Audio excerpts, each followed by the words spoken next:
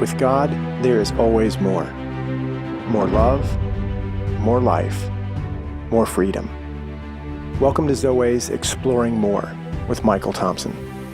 C.S. Lewis once wrote, "Our Heavenly Father has provided many delightful ends for us along our journey, but He takes great care to see that we do not mistake any of them for home." Join me and the team as we explore the kingdom together, discovering the deep truths and offering encouragement for the journey. There is always more. Welcome, friends and allies, to the Exploring More podcast. I'm Michael Thompson. I'm with my friends S.J. Jennings and David Burnett, and I'm excited about our podcast today, talking about heroes. Heroes. And yeah, it's just something we've been bouncing around, tossing some conversations about with the Avengers Endgame out. And yeah. No spoilers. You haven't seen it yet. No, we won't. It's amazing. It's You've amazing. seen it? Oh, yeah, man. By the time this podcast airs, I'll probably have seen it 3 times. Right. I love it. And there's something about the masculine heart, for sure, that has a deep connection with this idea, with this identity. I mean, I go all the way back to our comic books.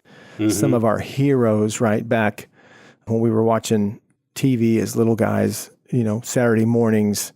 Yeah, there's the Bugs Bunny and the funny stuff and stuff. But I remember we were doing a podcast not too long ago, David, you were talking about Davy Crockett. Daniel Boone. And Daniel Boone. Yeah. And, watching these iconic, heroic Connors and the Riflemen. I remember you bringing up Andy Griffith.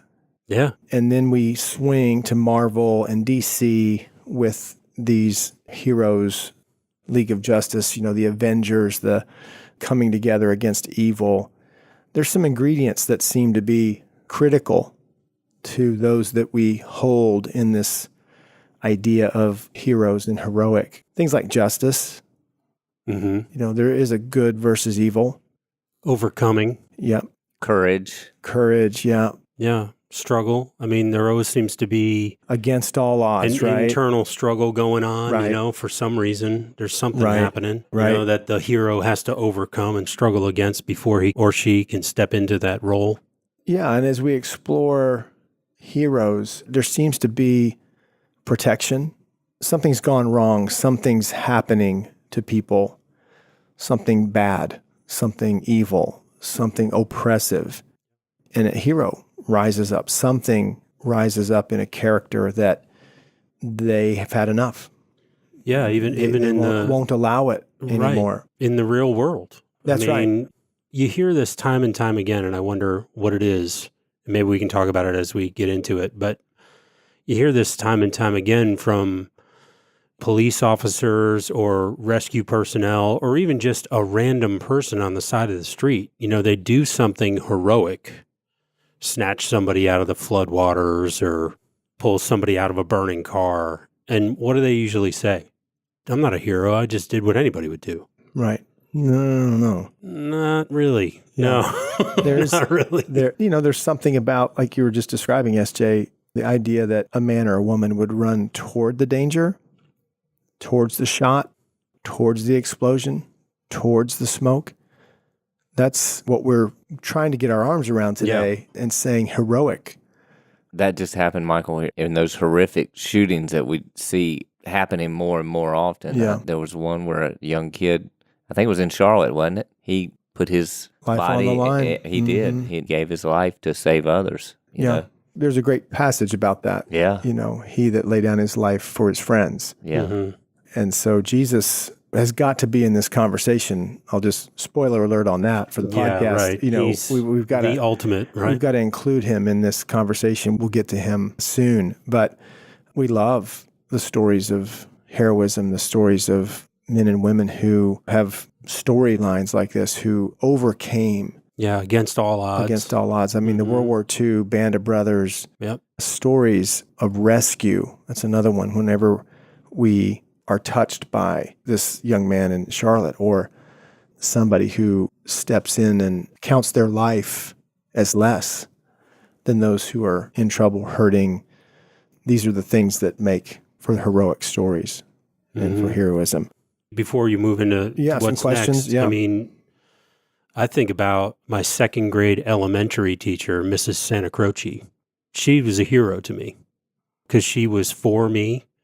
She would help me learn how to, whatever it is you learn in second grade. I just remember her as being someone who was safe, someone that you could trust, someone that would stand up for you. I remember her this way, and I'm sure she's passed away now at this point, but I mean, she was a hero to me for sure. Yeah. And she wasn't running into a burning building or, any of those things, but she was still heroic.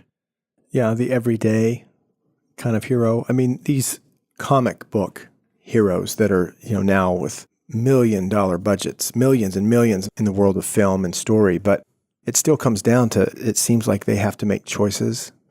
The idea that they're going to go after the oppression, go after the evil. I remember a quote from John Eldridge, who wrote Wild at Heart, talking about little boys and this desire and the longing that boys have for coming through, making a difference. Having what it takes. Having strength. Yeah. Contributing to the good. He associated it with Halloween, right? And watching little boys, the little guys, 6, 7, 8, 9, and what they dress up as. Superheroes. Mm-hmm. And I'll never forget when he said, they're not pretending, they're practicing. Yeah. And so this idea of heroes and heroic action, there's something about that where we idolize it. Where does that little heart go, S.J. David? Where's that young boy go? Here we are, 54, 48, and 51. 51 and 51. Right? Yeah. I mean, where's that go? I think I wonder if I could do that. I wonder if I would be able to do what that young man did in Charlotte, and throw himself in front of another person to rescue that person. I wonder if I would have what it takes to do that. And I think where our heart goes is we want to be that guy. We want to know deep inside that, like you said, that we would do that if faced with that challenge. Yeah, it was G.K. Chesterton who said, the true soldier fights not because he hates what is in front of him, but because he loves what's behind him. Mm-hmm. I remember hearing that for the first time going, oh man, that's a hero. They don't think of themselves like that, like you said. They did the right thing when the right thing was so hard to do. We identify with this, right? We appreciate this. Who are some of the characters literally in these stories that you identify with, that you appreciate? Is it Iron Man? Is it Spider-Man? Who are some of the ones that you were a fan of or are a fan of? I remember, this isn't one of those superheroes, but it was to me the Wild Wild West. You remember that show? Jim West. I identified with him. There was always, the little sitcom type deal, but he was, overcoming something. And I really liked him. Was he a guy, I remember the show, but I don't remember the details. Was he a guy that just always seemed to do the right thing? Well, he was always getting somebody out of a jam, whether it was himself or somebody else. Yeah. Right. Save the day. Yeah. All right, so let me put it to you this way. It's a good hero, but I'm not taking it. Superman or Batman? Great question. Yeah. You got to choose one, and why? I would say Superman. He could fly. I like that. Batman was in the car, so I really liked Superman. He could fly. He had the X-ray vision, which I really liked, and he was always saving the day. Yeah. Truth, justice, and the American way, right? Yeah. And he was a figure who was perceived in a certain way. Yeah. Where Batman didn't quite have the society's vote. There was a mystery kind of behind that, right? The Batman puts on the mask. Superman takes off the glasses. Why that fooled anybody, I don't know. Right, Clark? It's just a very interesting way in which they were personified, in which their character played their part. Well, I think with Superman, like you just said, Clark Kent took off the glasses, so we could identify with that, saying that we all have that Superman in us, His demeanor was so different. Yeah. When he had the glasses on. Yeah. Compared to when he took them off. Trying to be wimpy, trying to be less than. Right. But yeah, he actually was pretending to not be. When Batman, Bruce Wayne, his alter ego was different. He put the costume on, he put the cape on to become. And I think I'd have to go with Batman. Yeah, I'm a Batman guy too. And until recently, and I'll tell you why in a minute, but yeah, Batman, maybe a little more believable, as part of it. And all the cool gadgets, man. I mean, I get it. Superman didn't need all that stuff, but Batman had cool stuff. In the most recent Justice League movie, he's riding in the Batmobile with, I think, the Flash, whoever the teenager. And he says, "So what's your superpower?" He said, "I'm rich." So he can build the jet. He can build the, the cool tumbler Batmobile that goes through walls and all that. I mean, I remember comic books, man. I had a lot of them. I loved Flash Gordon. I loved Spider-Man. Those were all stories. And there's all these different villains, all the different characters that they're up against. Mm-hmm. And yet somehow they not only survive, but they save the day, over and over again. So later, probably a couple years ago, The Man of Steel came out. Yeah. Which was kind of the backstory again to Superman.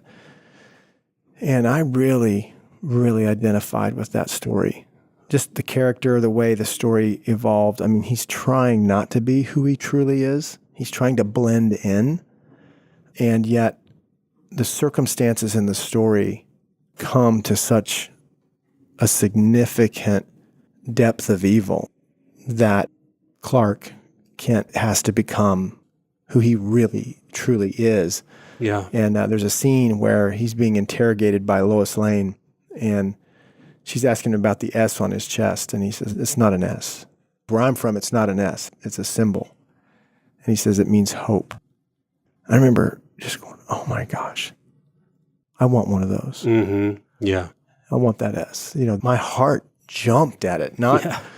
It wasn't a little cool. It was like, whoa. When I saw that in that moment, I'm like, that's my next tattoo. Yeah. Oh, yeah. I'm with you. I like that. You could, not on my chest maybe. No. But just somewhere, right? So I get to tell people it's not an S. Because he doesn't consider himself Superman. Right. He's wearing a symbol of hope. I did not know that for 50 years. Oh, wow. Until he said that. You just thought it meant Superman. Yeah, sure, it should make sense. The bat on Batman means Batman. Right. The S on Superman means Superman, for goodness sakes. Right. Yeah. So really love that imagery, and it means hope. Mm-hmm. I want to turn, before we do, let's take a break. And when we come back, I want to talk about Jesus as the superhero. Mm-hmm. We'll be right back. Hey, Exploring More podcast listeners, this is SJ, and I just wanted to bring something to your attention really quickly. We have a weekend for women coming up in September. It's Friday, September 6th through Sunday, September 8th, and it's something called the Women's Deepening Weekend. Some of you may be familiar with this weekend. Your wives or the women in your life maybe have attended, but if not, we want to encourage you. Hey, maybe as a gift for Mother's Day, for a birthday, whatever you think might be appropriate, not just for your wives, but also other women in your life. Maybe you've got daughters or your mom or aunts or whatever that looks like for you. But we want to invite you to invite them to spend a beautiful weekend in September uncovering the truth that they are seen, known, and extravagantly loved. You can get more details about the Women's Deepening Weekend by visiting zoe.org/the-deepening-weekend or visit zoe.org/events to see all of the events that we have coming up in the near future. We hope you'll take the opportunity to invite the women in your life to a weekend away for their hearts. Visit zoe.org for more information. Welcome back to the Exploring More podcast. Michael Thompson here with SJ, David Burnett, and we're talking about heroes. Maybe a good question to kick off this part of our conversation. Let's go back a minute to, we've explained what we think and what we feel, but why do you think the culture at large is fascinated with heroes? I mean, these box office films are killing it. Yeah, I think Avengers Endgame is number 2 all time. And it's been out like a week. It's only been out a week, or two. It's over $1 billion with a B in revenue in less than a week. So there's obviously a fascination about it, right? Yeah. Yeah. And it goes beyond, it's cool stories, cool outfit, cool powers. It goes way beyond that. the thing that lands on me is, why is our culture fascinated with heroes? Because our culture is fascinated with being rescued. Our culture, we, human beings, people, we know that there's a time that we may need to be rescued. Someone might need to come to the rescue for you, and there might be a situation where that's true. And I think in our heart of hearts, we know we need rescuing, period. Yeah. I think, too, it continuing with that thought is just the story we live in. It's a classic good versus evil, and to know that you have a hero of the story that's going to come up and confront the evil and overcome it. It's the classic age-old story. It's just why it goes in the comic books. It goes Disney all through the years. Right. Disney's got a whole bunch of heroes. Yeah. I don't think we ever get away from that story. Yeah. Well, I think we're back to our hearts seem to be in alignment with it, in tune with it. There's something that gives us away that we recognize it. I think another part of the cultural phenomena these recent years with this subject of heroes is the film and the stories have now combined heroes. They've brought 3 and 4 and 5 and 7 of them together. Right. Like one hero's not enough. Mm-hmm. We're going to need more. Right. And they all have their part to play. We're going to need more help to overcome this thing. I think evil's gotten greater, and you could argue that today. Sure. I think it's going to take more to overcome what is coming at us as human beings, as men and women. Sure. In the spiritual realm, something seems to be rejuvenated when it comes to death and hatred. Division. There are literally, in the demonic spiritual realm, there are forces that seem to be, when you look around and look at the news, as kingdom men, we have to go, why is that going on earth? Because that's going on in the heavenlies. Something is happening in the war, and it's playing itself out in and on the earth. Does that make sense? Oh, yeah. There's a scheme of the enemy, Michael, I think, to convince people that it's God and people, and that's it. And God's, like in Bruce Almighty, a mean kid with a magnifying glass, and we're the ants. Right? Yeah. But the reality is, like you described, if you go to the scripture, if you go to Revelation, there's all these other characters, and not just characters in the sense, they're not like Iron Man, who's a character. Right. There's all these other players, there's all these other entities in the battle that takes place in the heavenlies that we don't see, and it's over principalities. And there's these massive things going on. Yes, there's evil in the world.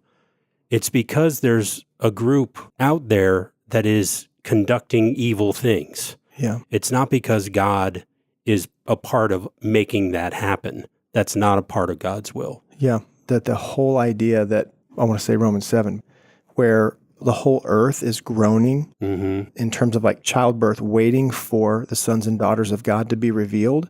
We're not in a story that doesn't have evil. And Revelation tells us that. Jesus tells us that, for goodness sakes. Yep. Jesus encounters evil. And what he does when he does encounter it, he rescues people.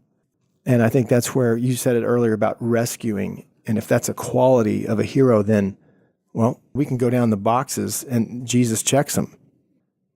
Protection, rescue, delivering us from literally the clutches of darkness and bringing us into his kingdom of light.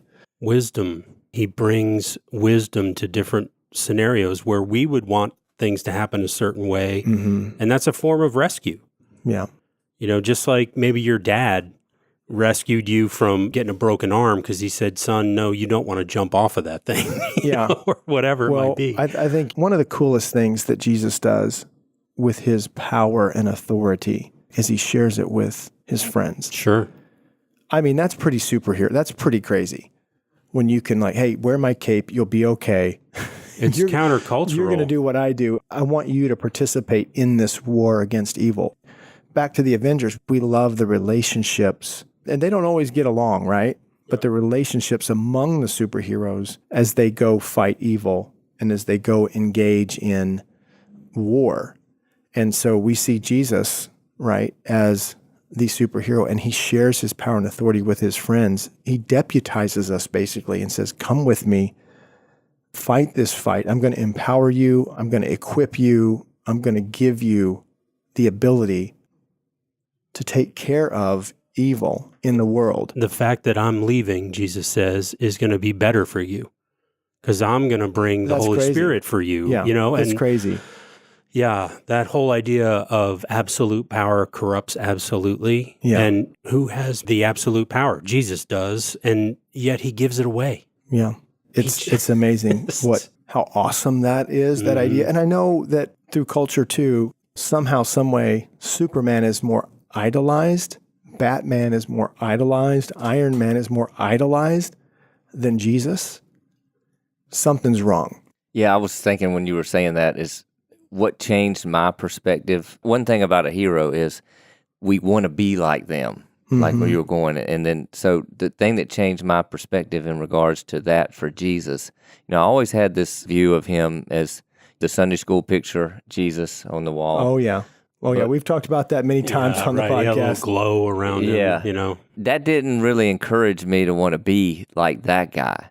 And you guys have probably heard me say this before, but when I read the book Beautiful Outlaw by John Eldredge. It's right there on my notes. Go ahead. You can share, though. It's awesome. It totally changed my perspective and view of him. Like, it made me see him like the older brother that everybody wanted to have. You know that older brother as you were growing up, whether it was your friend's older brother or someone in the neighborhood, but everybody wanted that guy to be on their side.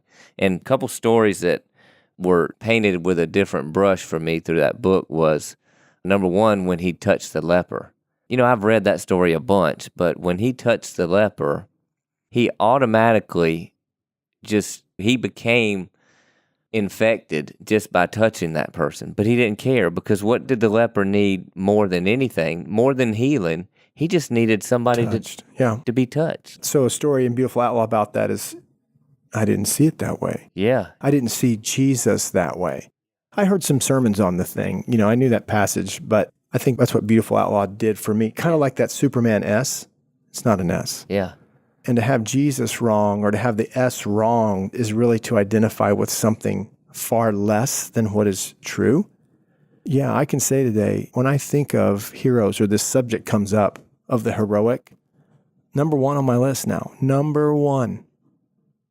I don't go to the Avengers. I don't go to Superman or Batman. I mean, I literally can go to Jesus. He has shown me over the last decade how strong and fierce and courageous, committed, and what happens in his presence, what evil it literally does in his presence. I mean, in all the stories of the Gospels, the demons literally shudder like, Son of David. No. That's that wisdom. What are you going to do? What are you going to do? Mm-hmm. That's that wisdom I was referring to. I mean, you and I might come across a situation where there's a crazy person shouting or just being disruptive or whatever it might be, and just get annoyed with the guy and try to shoo him away or whatnot. But no, Paul did this, turned around and said, okay, that's enough.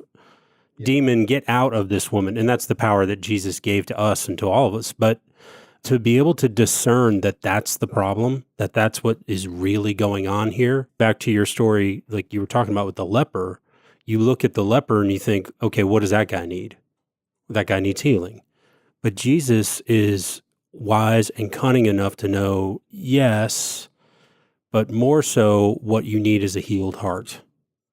You need to know that you're lovable, that someone sees you, that someone's willing to be with you, willing to pursue you, willing to rescue you in that moment. In the moment he touched him in that Jewish culture, he became unclean. Right.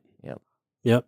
Oh, yeah, he went around doing that stuff all the time. Yeah, I love it. I love that. You're not going to heal that guy's withered hand on the Sabbath, are you? Yeah. Yeah, pretty much I am going to do that. That's what I love. As we round this out, I think of all the other iconic heroes that have helped me fall more in love with and be loved by the hero in my story, Jesus. Mm-hmm. We talk about Aslan, the Lion of Judah. I mean, this is a figure that has shown me characteristics of Jesus.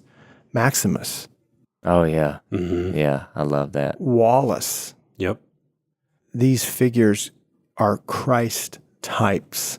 Did you ever see Denzel Washington he plays Creasy in Man on Fire. Men on Fire? If you want to see a Jesus figure, holy mackerel. Now, he's not perfect. I mean, he's got a past, but what he does is so Jesus-like, as is Gladiator, as is Braveheart. Man of Steel. And yes, when they lay down their lives for their friends, when they take the bullet, when they take the nuclear bomb out to the ocean, right? When they take the nuclear bomb of sin out so that we can be okay. Yeah. Gives his life for ours.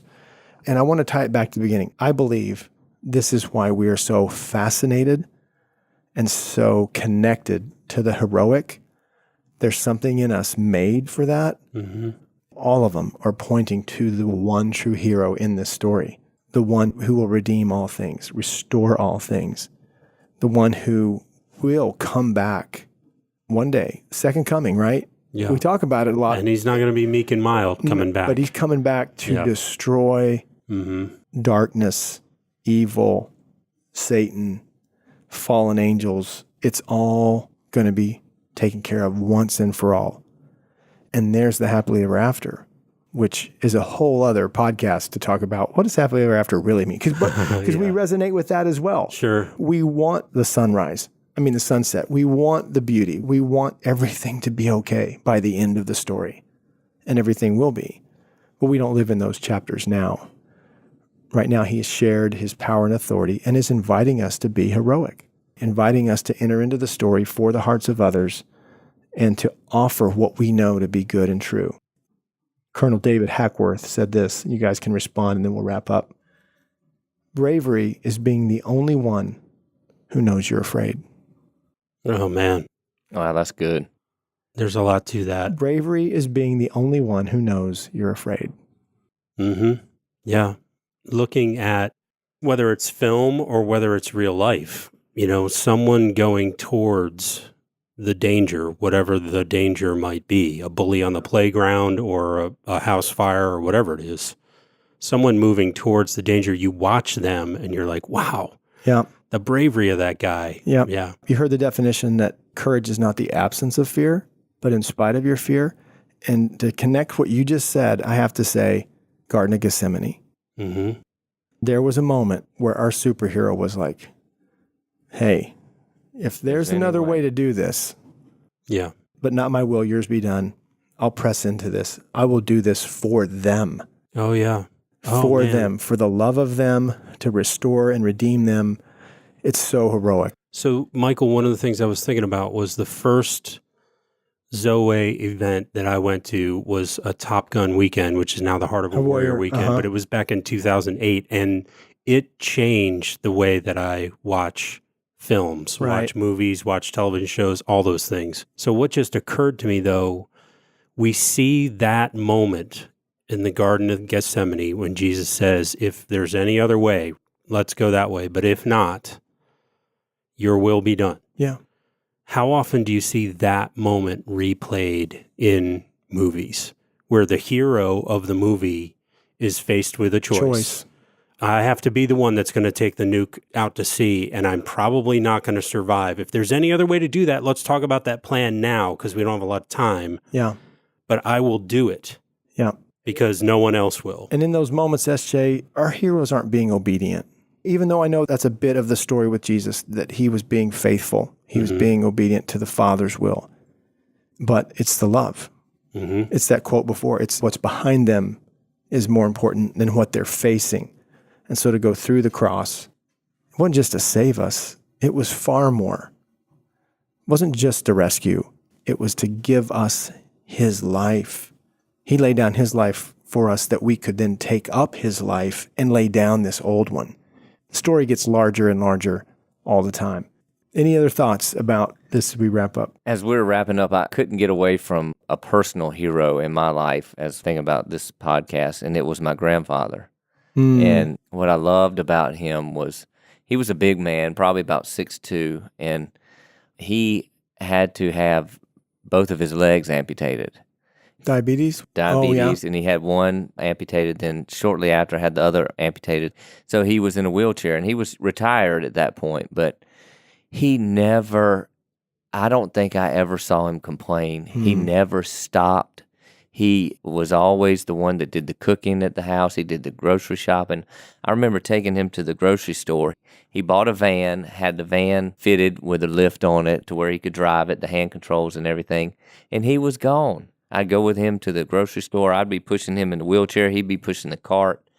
He had a beach house at Topsail. He called the contractor up and said, hey, put me a ramp on the front of the house, put 3.0 doors, 36-inch doors so I can get in and out of the house. And he just continued to live his life. And that really has stuck with me even to this day. Like I've said, thinking about this podcast, he just popped in my mind. He's a hero. I'm sure you guys have stories like that, or we all have heroes like that in our life. Yeah. Well, closing it out, I would want to encourage our listeners. You mentioned it earlier, David. Beautiful Outlaw is a great place to, if you want to go read and explore more about who Jesus is, who Jesus was, what Jesus is like. I think that's a huge encouragement, a huge place to go. And the invitation is, what if we don't have him right? Or here's the harder way to say it. What if there's things about Jesus I have wrong, and he's the image that I bear? You talked about the picture of Jesus, the image that Sunday school picture. wasn't very attractive to you. And I think that's one of the things the enemy's done, is robbed us of our hero, our icon. And he's not unreal like Superman and Batman. He's real. He's true. And I think that's the invitation, is maybe this podcast about heroes will invite you to explore more about who Jesus is, what he's like. If you have any questions or you have any concerns, SJ, they can get in touch with us, right, at Exploring More. Email us at exploringmore@zoe.org. And I would even say, too, Michael, email us your stories about heroes, about the heroes in your life, the heroes you admire, the people that you've come across, and even maybe in fictional stories. Who did we leave out? Send us an email about that. And what we'll do is we'll choose a random one of those emails that comes in, and we'll email you back with and we'll send you a copy of Beautiful Outlaw. Sounds good. So That's a good deal. Get that in your hands. But we'd love to hear those stories of heroes in your life, and we'll continue the story next week. So if you will, listeners, take the time to rate and review us on your favorite podcast platform, whether it be iTunes or Google Play or iHeartRadio, Spotify. We're up on there too. So if you would leave us a review, that would really help us out. We enjoy this time together. We've enjoyed talking about Jesus and heroes in our lives, and we look forward to continuing the conversation next week. We'll see you then. We hope you have enjoyed this episode of Exploring More. The landing page for this podcast is zoe.org/podcast. That's ZOWEH.org/podcast, where you can find the show notes and various platforms to which we broadcast. You can also find us and the Life of More by visiting Zoe on YouVersion Bible app, Right Now Media, our Facebook page, and Zoe on Instagram and Twitter. Remember, with God there is always more, and you were made for more.